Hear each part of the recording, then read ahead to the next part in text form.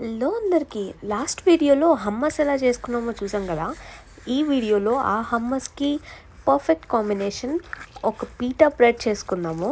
So PETA బ్రెడ్లో మనం boil చేసుకున్న చిప్కి water ఉంటుంది కదా, అది వేసుకుంటే ఇంకా టేస్ట్ కొంచెం ఎన్హాన్స్ అవుతుంది అనమాట. సో ఆల్ పర్పస్ ఫ్లవర్లో కొంచెం సాల్ట్, బేకింగ్ సోడా, ఇంకా కొంచెం పెరుగు, ఇంకా కుకింగ్ ఆయిల్ ఇదంతా వేసుకొని బాగా ఒక చపాతీ ముద్దలాగా కలుపుకోవాలి. ఇది కలుపుకొని ఒక 10 to 20 minutes ఇట్లా రెస్ట్ ఇచ్చిన తర్వాత మామూలుగా మనం చపాతీ ఎట్లా చేసుకుంటామో అంతకంటే కొంచెం తిక్కగా చేసుకోండి.